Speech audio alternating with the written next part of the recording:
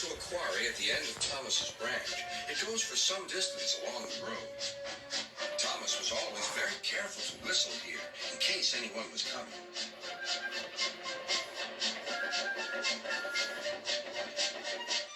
Early one morning, a large policeman was sitting close to the line. Thomas liked policemen. He had been a great friend of the officer who had just retired. Beep, beep, he whistled. Good morning. Thomas expected that the new officer would be friendly too, but he was sorry to see that he didn't look friendly at all. He was red in the face and very cross. Disgraceful, he spluttered. I didn't sleep a wink last night. It was so quiet, and now engines come whistling suddenly behind me. I'm sorry, sir, said Thomas. I only said good morning. The policeman pointed to Thomas. Where's your cowcatcher? He asked.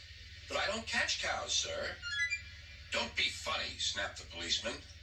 He looked at Thomas's wheels. No side plates either. And he wrote in his notebook. Engines going on public roads must have their wheels covered and a cowcatcher in front to protect people and animals from being dragged under the wheels if they stray onto the line. You haven't, so you are dangerous. Rubbish, said Thomas's driver. We've been along here hundreds of times and never had an accident. That makes it worse, the policeman answered. He wrote regular lawbreaker in his book. Thomas puffed sadly away.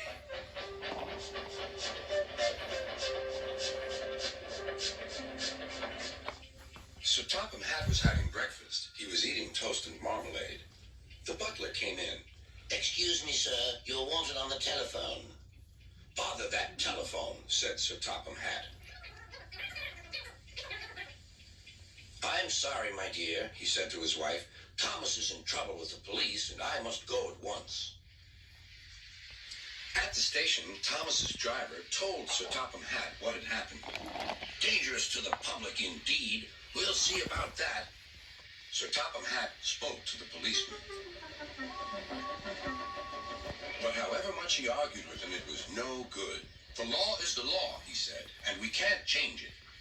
Sir Topham Hatt felt exhausted. I'm sorry, driver, he said.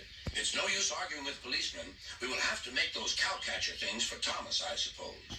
Everyone will laugh, sir, said Thomas. They'll say I look like a tram. Sir Topham Hatt stared. Then he laughed. Well done, Thomas. Why didn't I think of it before?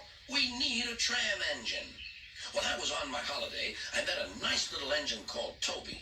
He takes freight cars from the farms, but the trucks are taking over most of his work and he needs a change.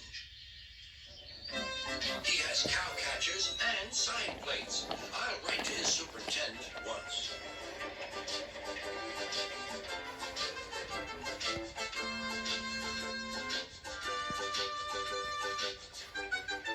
A few days later, Toby arrived. That's a good engine, said Sir Topham Hatt. I see you've brought your coach, Henrietta. You don't mind, do you, sir? Asked Toby. The station master wanted to use her as a hen house, and that would never do. No, indeed, said Sir Topham Hatt. We couldn't allow that.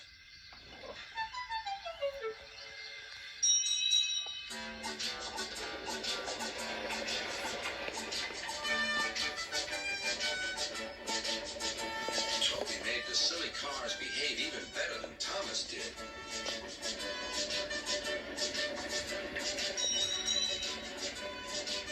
Hey, you!